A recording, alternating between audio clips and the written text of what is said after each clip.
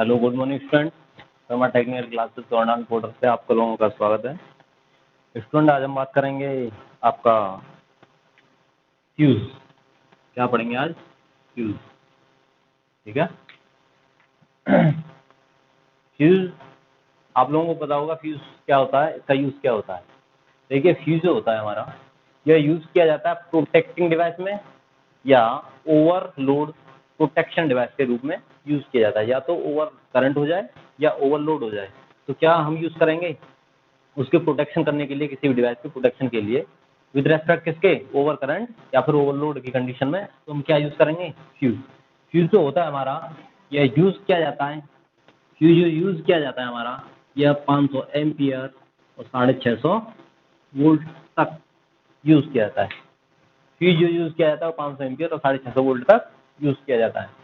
इससे ऊपर की रेटिंग आ जाए या वोल्टेज हाई हो जाए या फिर करंट की वैल्यू ज़्यादा हो या ज़्यादा पावर स्टेशन में यूज़ किया जाए, तो फ्यूज यूज़ नहीं करेंगे। उसकी जगह यूज़ करेंगे सर्किट ब्रेकर रहा, आइसोलेटर रहा, ये भी सारी चीज़ें यूज़ करेंगे। लेकिन फ्यूज का यूज़ किया था 650 वोल्ट तक। ठीक है। आगे हम बात करेंगे फ्यूज के टाइप्स क्या कौन कौन से होते हैं। फ्यूज के टाइप्स, फ्यूज के टाइप्स की बता दें तो एक नॉर्मली आपने अपने घरों पे ही देखा होगा, कौन सा होता है? KitKat fuse.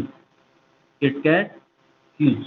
किटकैट फ्यूज का एक दूसरा नाम और होता है, वो होता है किटकैट फ्यूज का दूसरा नाम रिवायरेबल फ्यूज। क्या होता है किटकैट का दूसरा नाम? Rewirable fuse.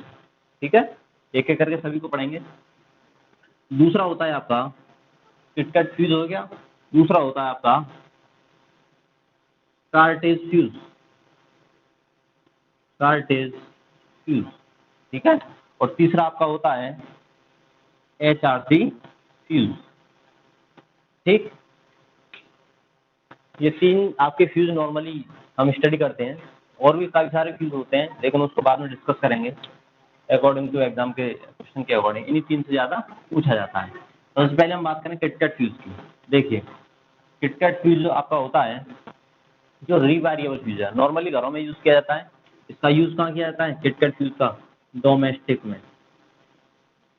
डोमेस्टिक में यूज़ किया जाता है। डोमेस्टिक में या तो लाइट सर्किट और पावर सर्किट, दो सर्किट होते हैं डोमेस्टिक के, लाइट सर्किट और पावर सर्किट, दोनों में यूज़ किया जाता है। कौन सा? KitKat fuse. रिवायरेबल का मतलब क्या है? इसमें जो फ्यूज में जो फ्यूजिंग वायर होता है, वह वायर रिवायरेबल होता है, उसको चेंज कर सकते हैं, इसलिए इसका नाम है रिवायरेबल फ्यूज। ठीक है। डोमेस्टिक में यूज़ किया जाता है और पावर सर्किट में यूज़ किया जाता है। मैं एक बात करूँ, ये किटकैट फ्यूज की रेटिंग कितनी होती है? किटकैट फ्यूज की जो रेटिंग होती है, इस फ्यूज की मैक्सिमम रेटिंग होती है 300 एम्पियर। कितनी होती है? 300 एम्पियर। कहीं भी 300 एम्पियर या उससे कम की करंट को हमको क्या करना है? प्रोटेक्शन करना है किसी भी इंस्ट्रूमेंट को, तो कितनी रेटिंग का हम किटकैट फ्यूज लगाएंगे? 300 रेटिंग के अप्रॉक्स का। ठीक है। किटकैट फ्यूज कितने तक अवेलेबल होते हैं? 300 एम्पियर तक की करंट तक अवेलेबल होते हैं, उससे नीचे यूज़ किए जाते हैं। ठीक है। आगे हम बात करेंगे दूसरा। दूसरा आया हमारा cartridge cartridge fuse. Cartridge fuse की बात करें तो कार्टेज फ्यूज एक ऐसा फ्यूज होता है जो इलेक्ट्रॉनिक उपकरण में यूज़ किया जाता है। कार्टेज फ्यूज इलेक्ट्रॉनिक उपकरण में, जैसे TV, fridge, AC, cooler. Cooler में तो नहीं, जो नॉर्मली मॉडर्न कूलर आ रहे हैं एडवांस, उनमें यूज़ किया जाता है। ठीक है। एलईडी रहा आपका, और आपका इन्वर्टर रहा। ठीक है। जितने भी सारे एसी वगैरह, जो जितने भी उपकरण होते हैं, वॉशिंग मशीन वगैरह, इसमें कौन से फ्यूज यूज़ किए जाते हैं? Cartridge fuse. कार्टेज फ्यूज इसका यूज़ किया जाता है वॉशिंग मशीन और इलेक्ट्रॉनिक्स इक्विपमेंट। ठीक है। वॉशिंग मशीन और इलेक्ट्रॉनिक इक्विपमेंट। ठीक है। आगे नॉर्मली इतना ही पूछा जाएगा, ये नहीं कि कार्टेज फ्यूज में क्या क्या कैसा क्या होता है। आपको ये बताओ, कार्टेज फ्यूज नॉर्मली देखा होगा, कार्टेज फ्यूज जो होता है सिंपल ऐसा तरीके का होता है जिसमें पोर्सिलिन फाइबर क्या होती है, फाइबर का क्या होता है, एक कांच होता है, उसके अंदर क्या होता है? फ्यूज। उसके अंदर क्या होता है? क्वार्ट्ज का पाउडर भरा रहता है। ठीक है। जैसे ओवर करंट होती है, वो फ्यूज का कर जाता है, मेल्ट कर जाता है और सर्किट को ब्रेक कर देता है। ठीक है। आगे हम बात करेंगे कार्टेज फ्यूज के बारे में। आगे आया हमारा तीसरा HRC फ्यूज। HRC फ्यूज ये आपका सबसे इम्पोर्टेंट फ्यूज है, HRC फ्यूज। HRC फ्यूज की हम स्टडी करेंगे।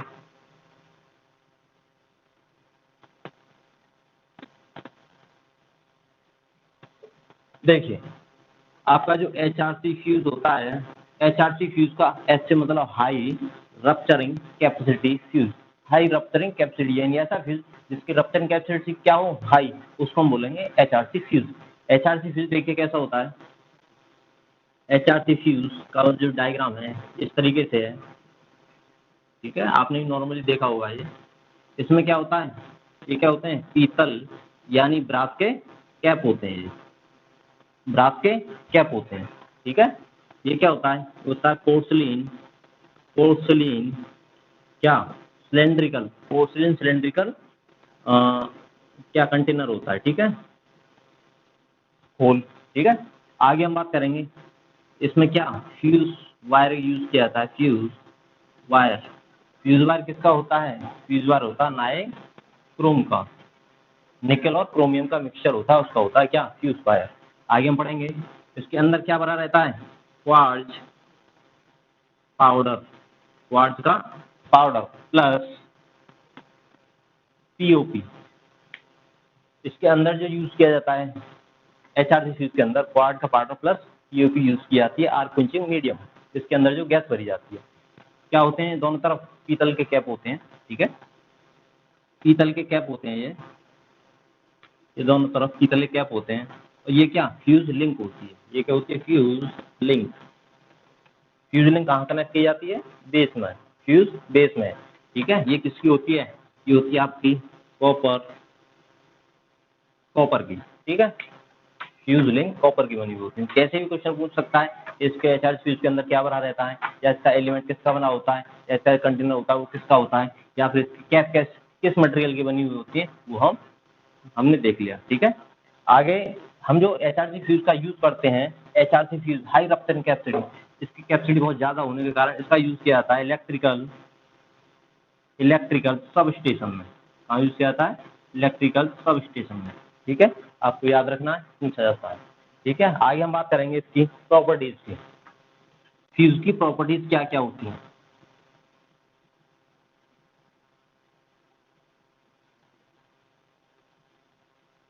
देखिए बात करें इसकी प्रॉपर्टीज की,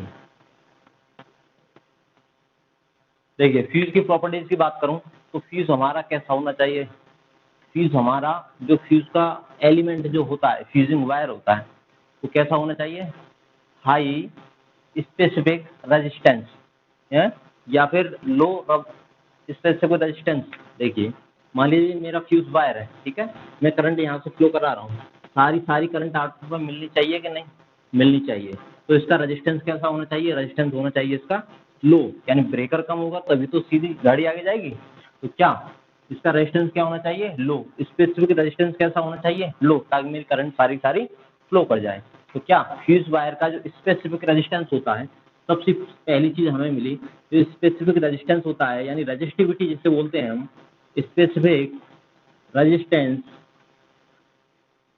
कैसा होना चाहिए, लो, यानी बहुत ही कम उसका स्पेसिफिक रेजिस्टेंस होना चाहिए, ठीक है। आगे हम देखेंगे जब स्पेसिफिक रेजिस्टेंस इसका लो होना चाहिए तो कंडक्टिविटी क्या होनी चाहिए, हाई, क्या होनी चाहिए, high conductivity,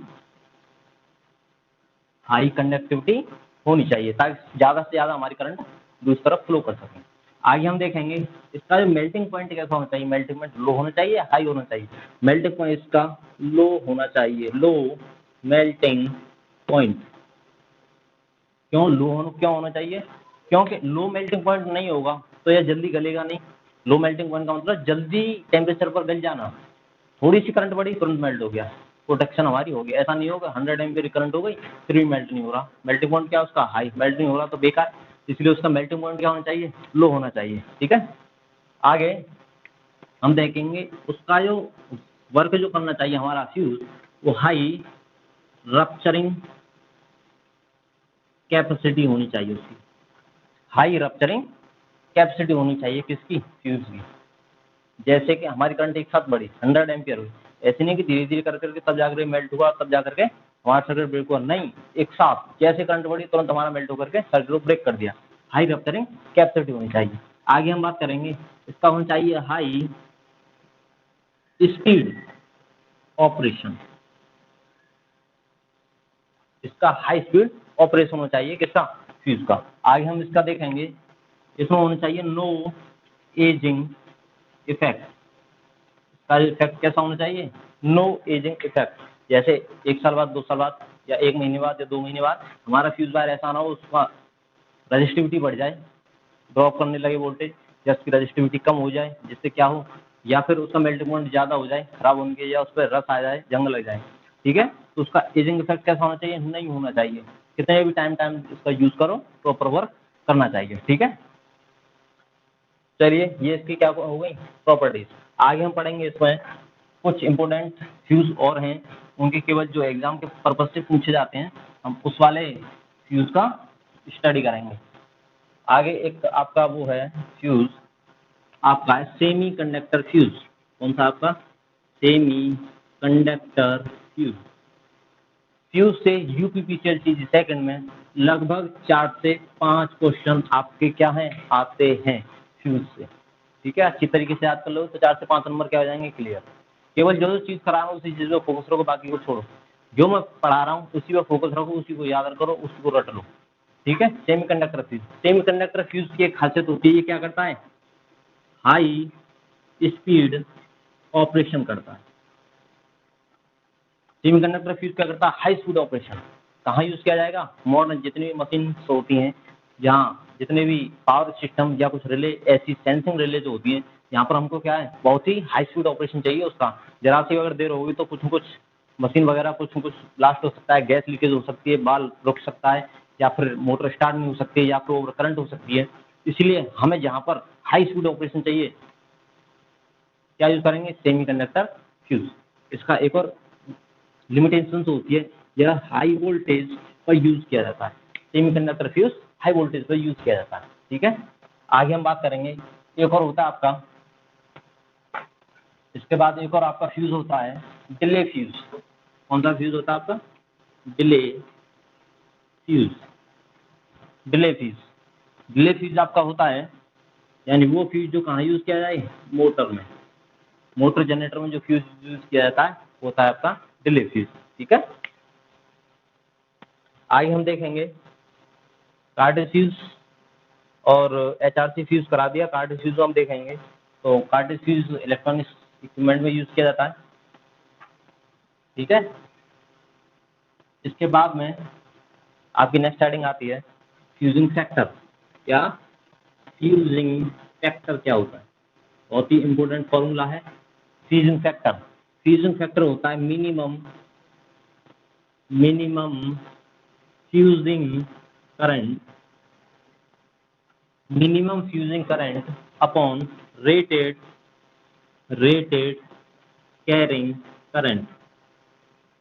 minimum fusing current upon rated carrying current के रेशियो क्या कहते हैं, फ्यूजिंग फैक्टर कहते हैं। देखिए, रेटेड कैरिंग करंट मान लिया मेरी कितनी है, 5, रेटेड कैरिंग करंट जिसमें मेरा वर्क कर रहा है। मिनिमम फ्यूजिंग करंट मतलब जिस करंट में हमारा फ्यूज क्या कर जाए, फ्यूज हो जाए, मतलब मेल्ट कर जाए, मिनिमम फ्यूजिंग करंट। तो 5 से कम होगी, ज़्यादा होगी, ज़्यादा होगी, मान लीजिए 6। ठीक है, इसका कितना आएगा, 1 पॉइंट कुछ करके आएगा। तो फ्यूजिंग फैक्टर का जो क्या आता है फॉर्मूला, फ्यूजिंग फैक्टर जो आता है हमारा हमेशा ग्रेटर देन 1 आता है। कितना आता है, ग्रेटर देन 1 आता है, यही आपको याद रखना है। ठीक है, फ्यूजिंग फैक्टर हमेशा ग्रेटर देन 1 आता है। देखिए, अब इससे आगे हम बात करेंगे फ्यूज का टाइम करंट कैरेक्टरिस्टिक्स क्या होती है। फ्यूज का टाइम करंट कैरेक्टर, फ्यूज का टाइम करंट कैरेक्टरिस्टिक्स, फ्यूज की टाइम करंट कैरेक्टरिस्टिक्स क्या होती है। देखिए, यहाँ ले लिया मैंने टाइम, या फिर करंट ले ली, कौन सी, फ्यूजिंग करंट। ठीक है, और वाई एक्सिस पे क्या ले ली मैंने, टाइम। एक्स पर फ्यूजिंग करंट, वाई पर टाइम ले लिया। इसके बीच में जो ग्राफ खींचा जाएगा वो होगा मेरा फ्यूजिंग का टाइम करंट कैरेक्टरिस्टिक। टाइम और करंट के बीच में जो कैरेक्टरिस्टिक खींची जाती है वो होती है फ्यूज की टाइम करंट कैरेक्टरिस्टिक्स। अब देखिए, मान लीजिए इस पॉइंट पर है, टाइम कितना, 5 सेकंड हो सकता है, 5 सेकंड में फ्यूज करंट कितनी, 5 एम्पियर, ठीक है। आगे मान लीजिए 10 सेकंड हुई, 10 पर कम हो गई ना, कितनी, 4 एम्पियर, ठीक है। यानी टाइम जैसे जैसे बढ़ता जाएगा मेरी फ्यूजन करंट क्या हो जाती जाएगी, कम होती जाएगी। जितना टाइम बढ़ता जाएगा फ्यूजन करंट उतनी कम होती जाएगी। यानी time proportional to 1 upon I F. I F जैसे जैसे बढ़ता जाएगा मेरा टाइम कम होता जाएगा, यह इनवर्सली प्रोपोर्शनल होता है, ठीक है। टाइम करंट कैरेक्टरिस्टिक सीधा सीधा पूछ लिया जाता है। आगे हम बात करेंगे टाइम करंट कैरेक्टरिस्टिक्स के बाद एक लॉ होता है इसका, फ्यूज का। फ्यूज का एक लॉ होता है क्या, जिसको बोलते हैं फ्यूज लॉ या प्रीस लॉ। क्या बोलते हैं, फ्यूज लॉ या प्रीस लॉ, ठीक है। पूछा जाता है, बहुत ही इंपॉर्टेंट है, very very important, fuse law या प्रीस लॉ। ये यूटिलाइजेशन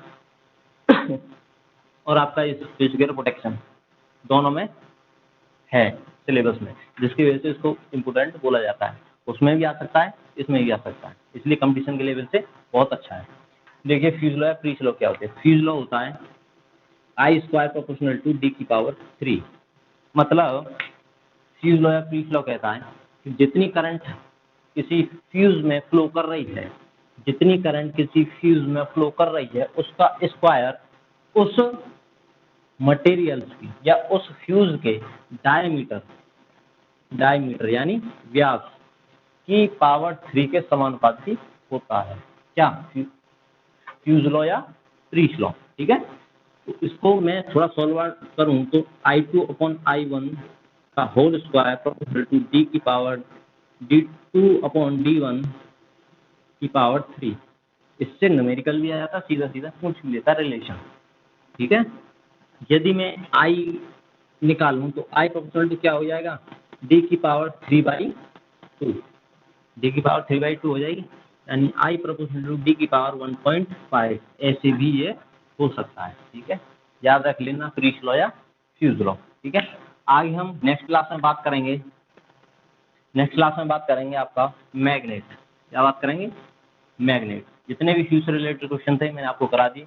बाई कंपटीशन एग्जाम को जो सॉल्व करेंगे हम, या कंपटीशन के